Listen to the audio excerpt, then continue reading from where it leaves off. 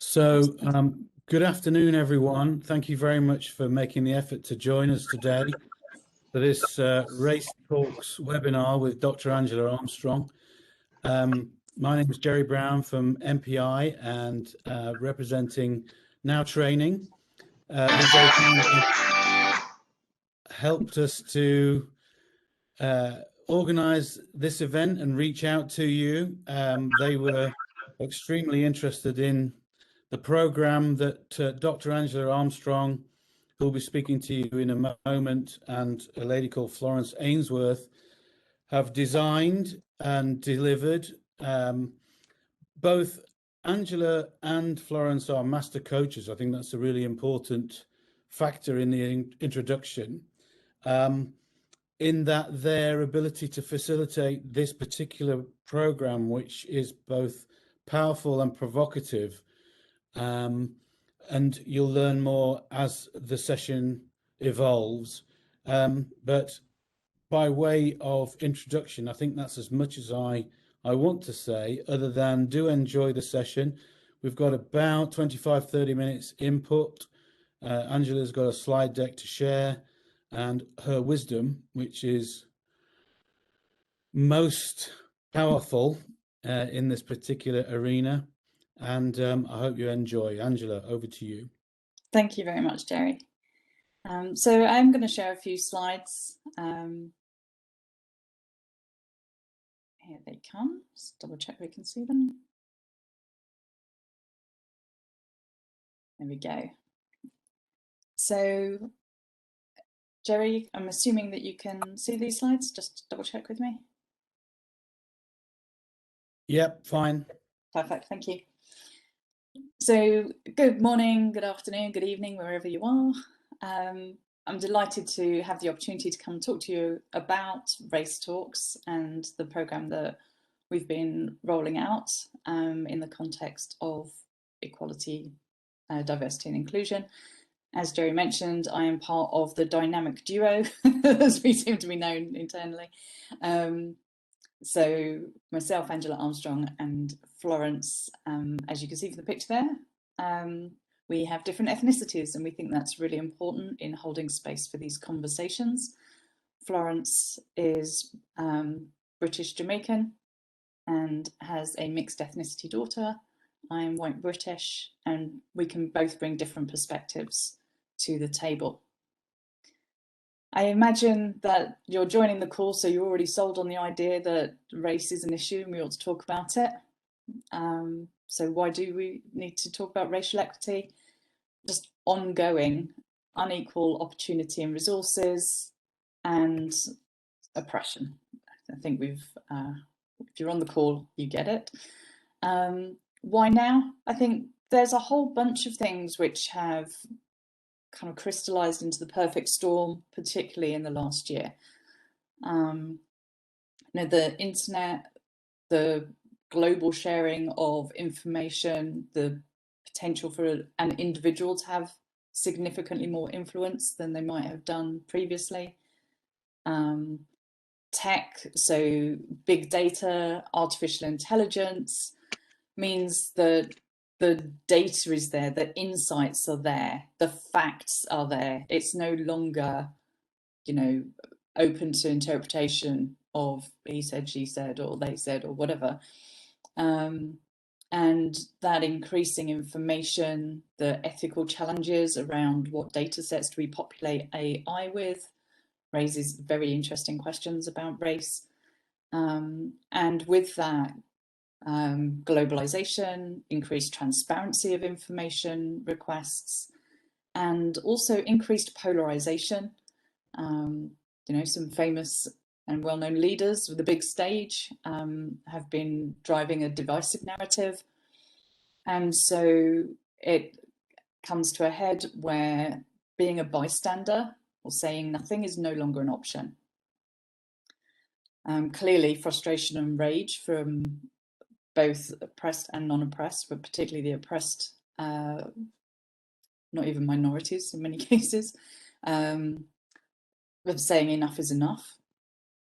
The global pandemic has shown us that our interdependence is absolutely undeniable globally, the so-called global village. We have to work together.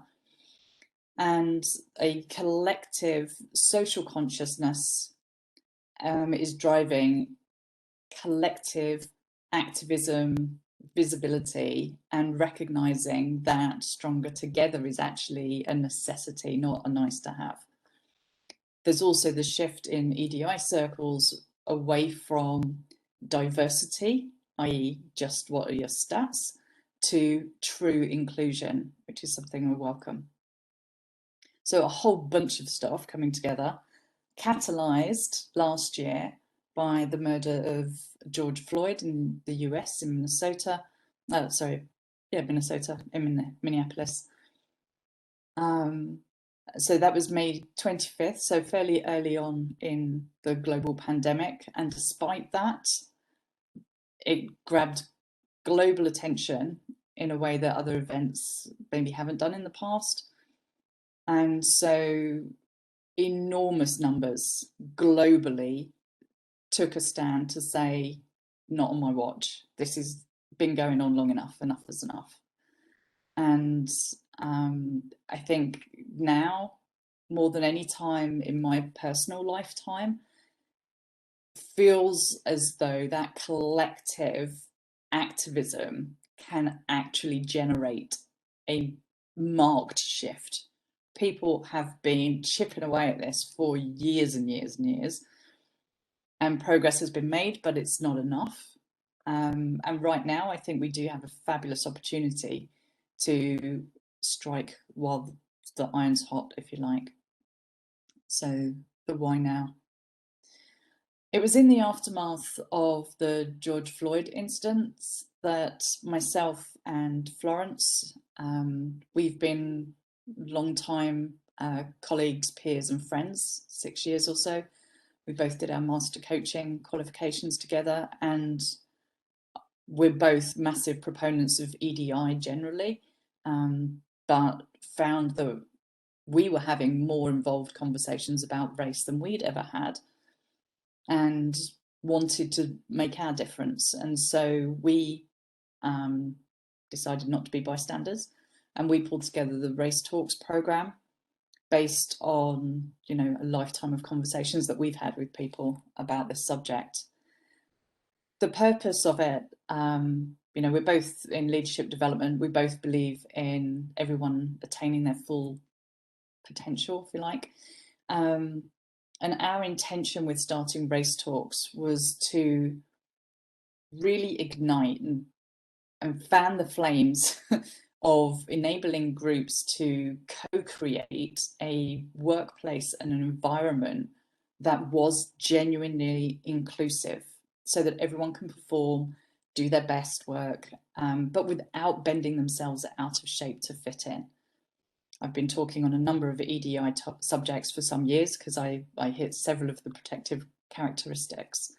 And so this was a newer angle for me, despite having had those thoughts for a long time. This was my first step into activism, really, for race. Florence didn't have the privilege of joining the party so late, and we've learned a great deal from each other. So a lot of companies have already done unconscious bias training and so on. And so we wanted to really bring something different into the space, and something that was powerful and would work. So with my background in cultural change management, and Florence's many years in EDI and corporate environments, we were looking at what is the thing that we can do that's going to help shift the dial. And so we just went with, well, most of the programs that we were seeing around were about behavior change and let's call it political correctness. So focusing on terminology and what you can and can't say, and how you should and shouldn't phrase questions or be around people. And that's absolutely a start, and it's useful, but we felt that the thing that we're most able to contribute as master coaches is the mindset shift of really getting clarity about, what do I think? Why do I think what I think? And do I still choose to think that? And mindset as a catalyst, both for behavior change, but it also enables fast changes that are fast, that also last. So that's really our difference, and where we felt that we could add the most value to this area. And clearly, both being leadership professionals, leadership development experts, we know that change, when it's embodied by leaders of an organisation, is where you get that visibility, sponsorship, resources follow, action happens. So we were looking to create all of these things. I imagine that you saw the flyer as a prelude to attending, so I won't necessarily drain it of all the information. I guess what we most hear about the impact of race talks, when we get the feedback from our delegates at the end, they tend to focus on three things. It was feeling competent to start and continue a conversation around racial equality, having the confidence to do it, and having the courage to go first or lead from the front. So those three words, and it just happens that they're all C's, kept coming up in our feedback. So courage, competence, and confidence, to have those. Very outcomes led. You know, everyone that we're speaking with in their organisation has some specific and different outcomes that they're looking for. And where Florence and I can bring our wealth of experience in the mindset field, but also from a change background and so on, is the practical, what does this look like in the office tomorrow elements, rather than it being some academic negotiation, discussion, conversation. Okay, we were very clear that you get change when emotions changed and when mindset changes. So all of the sessions that we were facilitating, we were getting people to go there with the emotional elements of it. So each time we've done it, there are some strong similarities of what we know works, but there's also a degree of tailoring to each organisation. And so we always secure senior sponsorship and participation, because we believe with an absolute passion that that is what drives change. And we speak individually with everybody before coming on the programme, so that we can understand where they are currently in their intentions, understanding, education, willingness, courage to have racial equity conversations, and what they personally want to get out of it. And I mean personally, like for them as an individual, what do they hope to get out of it? What do they hope to contribute to it? And in their broader role within the organisation, what will good look like? So we have those conversations. We start to build the psychological trust with them, with myself and with Florence as their co-facilitators.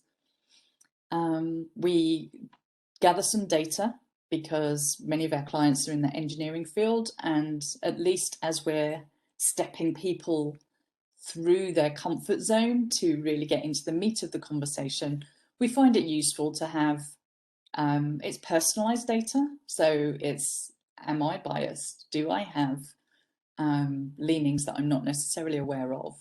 What does my privilege look like? How does that play out? So we get people to start thinking about that before they even come to the group conversation. We offer minimal in the way of education. So we give them basic terminology and definitions, so that they feel equipped at the very basic level to have a conversation without tripping up. And then we invite them into group sessions. So it's a facilitated dialogue. We take people through their own personal reaction and response to race and their racial identity. We take them through interpersonal and also through institutional. So we go through the 3 layers of oppression, having a conversation about each, getting people to build psychological safety with each other, to explore for themselves what these concepts mean. So there are significant gaps in between the different sessions that we hold so that people have time to cook or marinate or self-reflect, whatever you want to call it. But change doesn't happen overnight. And some of the concepts that we're hitting people with are pretty challenging. And it's challenge and support, but part of that is them doing their own work. Like, we can't do it for them, we know this.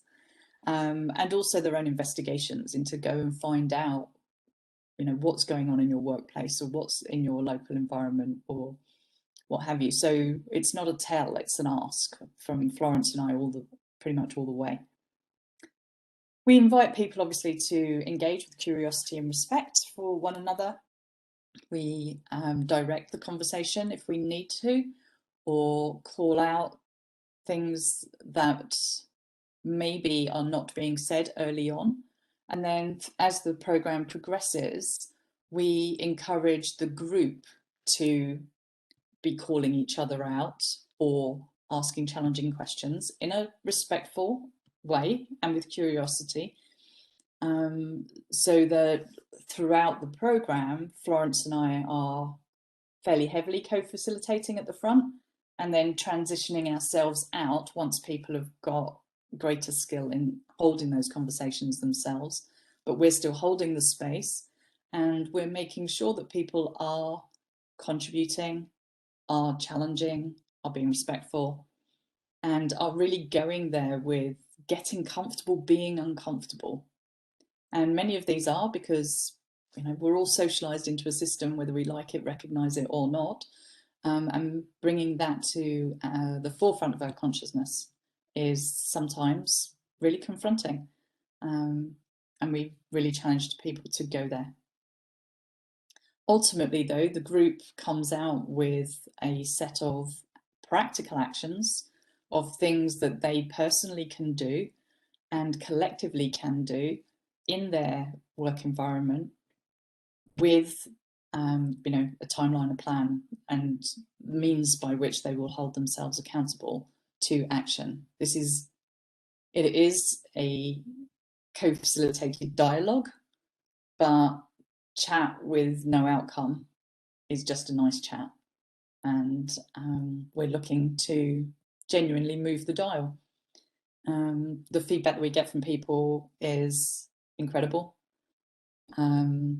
We have learned that we need to get the feedback as part of the course, not rely on it afterwards, because usually they're like, at the beginning, people are like, I need to measure it, I need some proof, I need this.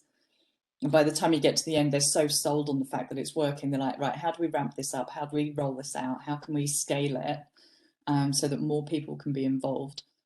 And we're then chasing them going, well, can you fill in this survey again? And people are like, yeah, we're over it, it's fine, it works. But they're still willing to give us really good feedback on the process, what worked for them, what didn't, where it was comfortable, where they were uncomfortable. And as I say, Florence and I are privileged to be able to do this work, to have a skill set that informs this work, but it is truly co-created dialogue with the participants who are bringing most of the content of what's going on for them. Yeah, and we cover a range of different subjects. So I'm not actually going to say any more than that. I invite your curiosity of what's going on for you and how this might work in your organisation, I guess. What questions do you have? So you may need to unmute yourself. I'm going to stop sharing so that I can see the chat also. If you'd prefer to put your question into the chat, please do. Be bold. And I will encourage you, obviously we haven't had time to develop psychological safety so much here, but one of the ground rules that we always have at race talks is it's okay to be clumsy. Okay, there may be a better way to ask a question than you asked it, but I would still rather that you asked it, however you can ask it, rather than worry about the politically correct police. I'd be very happy to cover whatever it is that's coming up for you right now.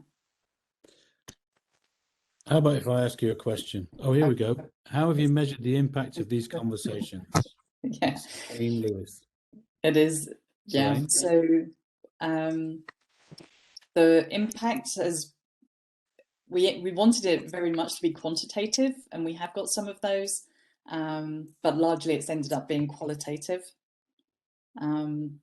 So we got people to do an implicit association test at the beginning and at the end about what their unconscious biases might be, which showed a movement in a positive direction from everybody. And we were also curious about what are their current behaviors. So it's one thing having an intention to do something. It's quite another acting on that intention. And it's even more so to evaluate that action and say, what was the outcome? How can I tweak it and get it better? So a number of different ones, but as I say, the most frequently cited ones were courage, competence, and confidence to have the conversations, and a willingness to sponsor it and roll it out, which for me says what it needs to. I have another question here. It's, what organisations do you currently admire for their work in DE&I and why? It's a big question. There are an awful lot of strands of EDI or DE&I, whichever way you want to do it. And I would say I go to the kind of the top hundreds of a respected organisation. So this morning I was talking about LGBT issues and saying that the Stonewall top 100 employers to work for is a good place to go to for that. There are other racial equality charters and benchmarks that are gaining more ground now. I guess it depends where you are globally, what that might look like. So yeah, I would look up your local one. The British Council in the UK has amazing resources for EDI work, particularly on race. Let's have another question here. Thank you. Welcome, Elaine.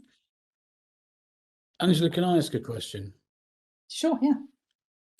Could you share with everybody, were there any moments along the way where you noticeably, tangibly sensed discomfort in the people that were on the program, and whether they were going to stay with it or not? Absolutely.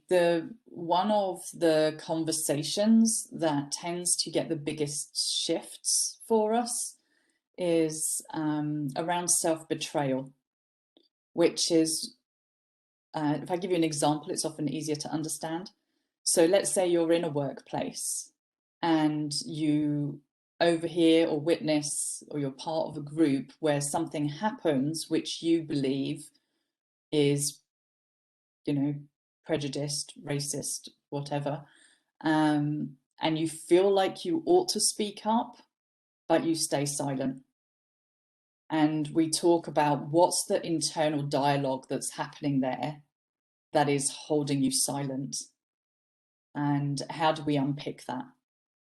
And that genuinely is one of those light bulb moments with people, as we take them through a model of how to unpick that, and then recognizing what that is enables you to be slightly on the front foot if it happens again next time, whether that's just noticing the emotion or the sensation that you feel when you're in self-betrayal, but also how to overcome it and to speak up. So that's usually one of our big turning point kind of ones that people recall at the end and say, that one, that's the one that got me. Does that answer your question, Jerry? Yes, thank you. I've got loads. Yeah, I've got another one in the chat, so I'll come back to it in a moment. Do you have any tips on how to keep employees engaged with inclusion diversity topics? I feel like there's a lot of interest after big events like the murder of George Floyd or Sarah Everard, but the levels of engagement slow down shortly afterwards. Absolutely. Point. Keep banging the drum. Don't let it go off the radar. And, you know, you can look at EDI calendars in general, because every month, practically every week, there is something on an EDI agenda that is being brought to prominence and gives an opportunity for activists to get collective shifts or visibility, because they're not fighting against the noise of social media, because they all got together on this one day to publicize something. So the EDI calendar is a great place to look at. In particular, in the UK, October is Black History Month, for example. We've already had the Roma and Traveller community one, but if you look at the calendar, there are usually things you can hook off to drive the conversation and look for those opportunities. You know, the BAFTAs, far more inclusive this year. Start a conversation. Football's on at the moment, Euro 2021. You know, there's a Kick It Out campaign for racial inequity in sport. So it's using the everyday to spark a conversation about racial equality rather than it necessarily having to be a deliberate campaign. But keep it top of the agenda. Don't let people forget. Just keep banging the drum. You're welcome, Marta. What other questions do you have? Jerry, perhaps while they're typing those, you could, as you said, add a number. Well, I think one of the things that I found intriguing was the privilege exercise. Would you like to tell everybody why that's included and how it works? Yeah, I think a lot of people are either extraordinarily aware of the lack of privilege that they have, or blind to the fact that they have privilege, and it plays out in many forms. So the way that we do this is really practical. We have a bunch of questions that are all about racial inequality rather than EDI in general. So that's one of the things about race talks, actually. People on the call may already know about intersectionality, which is where, let's take the UK, the protected characteristics. If you happen to be of, if you don't fit the heteronormative, so if your sexual orientation is not straight and you're not white British and you're disabled, all of those different prejudices make increasing levels of oppression or restriction on what it is that you can do or the opportunities that are available to you. And because of intersectionality and because we don't have a lot of time often with senior leaders, we're absolutely focused on race. We do talk about intersectionality because there are different levels of privilege with different facets of protected characteristics, and they all interplay. So we touch on it, but we don't stray from race talks because we're very clear that people will go to their comfort zones and start talking about, yeah, but I was poor. And, you know, I know someone who's Black who was very affluent. And, you know, we start getting into those conversations because they're safer. And we say, well, look, no, let's just talk about privilege, which is directly attributable to race or ethnicity, and which has a current bearing in the workforce in which you're currently in. And we ask questions and we get people to count them on their fingers and things like that, because we're looking to create exercises that are scalable, that people can do with their people, with a few cheat sheets, you know, and do them via Zoom with people or out on site with people with no materials. Obviously, if you don't have 10 fingers, then you can use pens and things as well. But we try and make it as accessible to have that conversation about hidden privileges, visible privileges, you know, earned and unearned privileges as well, because there's often a lot of confusion around those. And colleagues learn so much about each other, don't they, in that particular exercise that they wouldn't have otherwise accessed, which is incredibly valuable for them. Mm. And a number of the conversations that we've had have been with representatives from different organisations who are, for example, in a joint venture or other commercial vehicle, they're thrown together. And so they're trying to reconcile different corporate cultures on the same project. And so we're helping them both to build a bridge on how to do that, but also recognise they don't have long-standing relationships. They've kind of been thrown together for the purpose of the project. And so helping people to navigate psychological safety and build trust has ripple effects in all sorts of things that they're doing about contract negotiations and so on, way beyond race. Yes. And that is something, the ability to have difficult conversations is another one of people's key takeaways from this. And they say, well, look, we spoke about race, but actually this applies to all EDI. And now I feel like although I might not have all the terminology, I have the courage, the competence and the confidence to start a conversation in a respectful way and learn. And I can be in the position of a learner rather than feeling like I need to have all the answers. Yeah. Powerful. You can tell I'm passionate about this stuff, right? Yeah. Talk about it for days. Any more questions, anyone? You can just pop it into the chat or ask away, just unmute. I think one of the other things is also to mention that it's not all hard.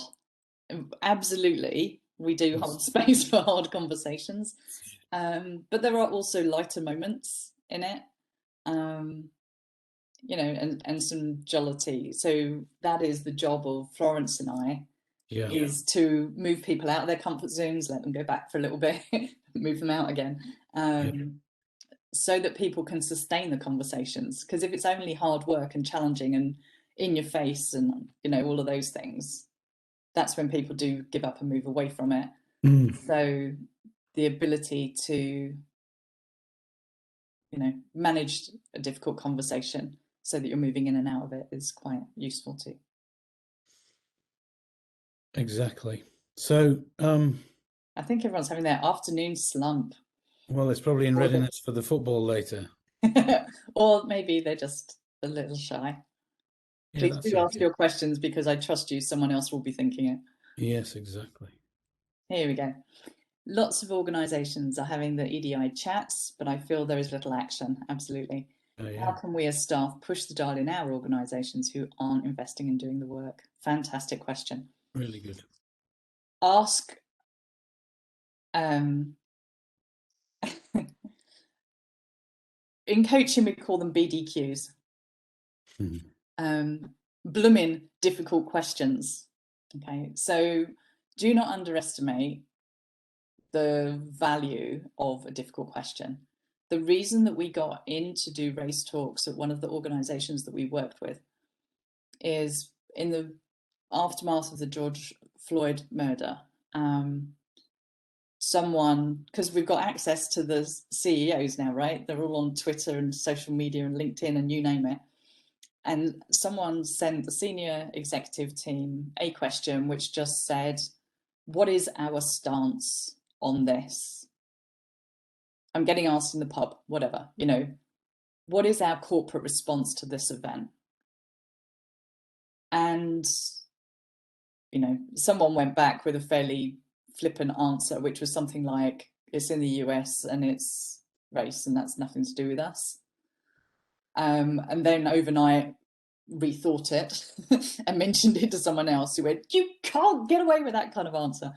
And the exec called a meeting to go, well, what is our response actually? We should have one. We claim we're socially responsible employers. And so what is our response? You know, and that was from a question. So just ask difficult questions of the right people who can effect change, or build some allyship with a few other people if it feels too scary to go alone. Join an employee resource group or start one for people who are, like-minded and want to see action on particular subjects. Do not underestimate what you can do as an individual. That person asked the question in private from a work email address to a work email address.